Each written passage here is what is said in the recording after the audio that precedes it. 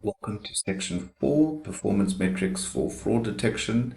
This is lecture 16, implementing performance metrics in scikit-learn.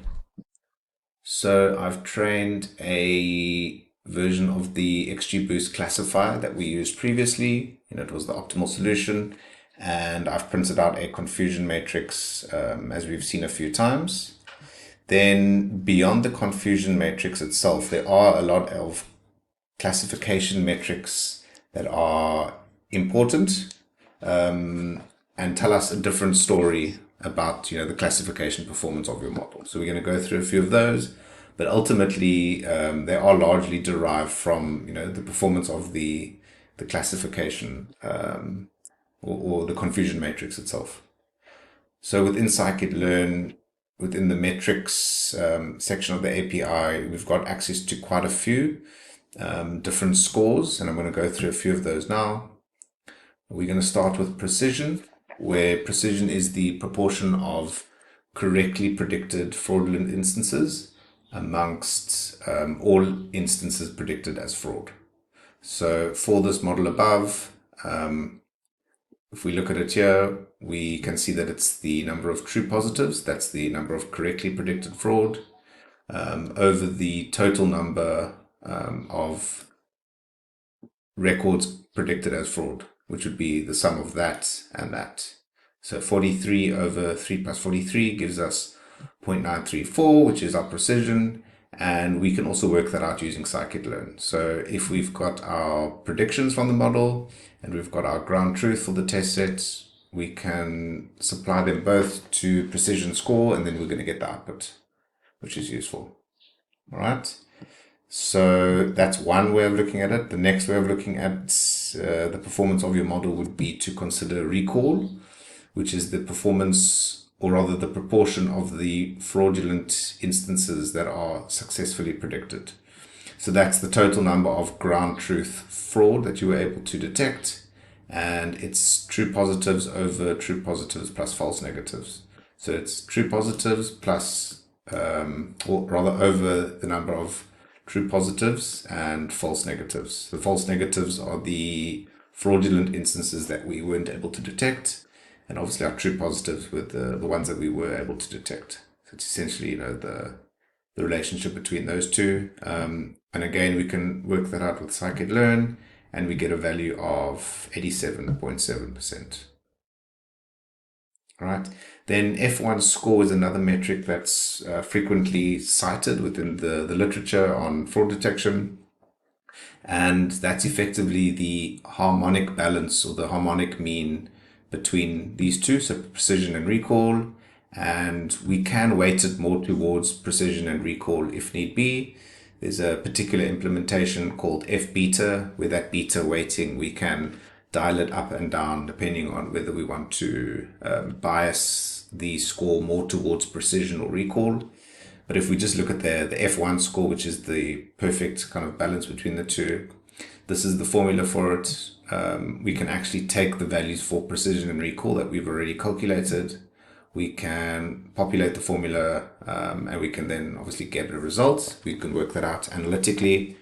And again, we can also use the implementation directly from scikit-learn by just presenting the ground truth as well as the predictions. Then another well understood metric is the AUROC, or sometimes known as AUC, which is the area under the receiver operating characteristic curve. And that's effectively a plot between the true positive rate, which is recall, and the false positive rate.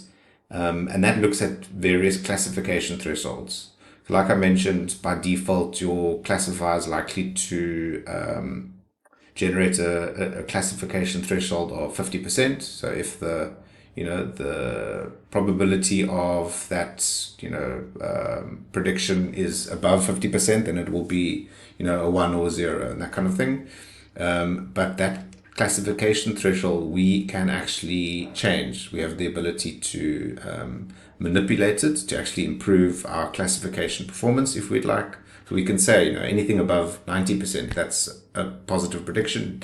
Anything below 90%, that's a negative prediction.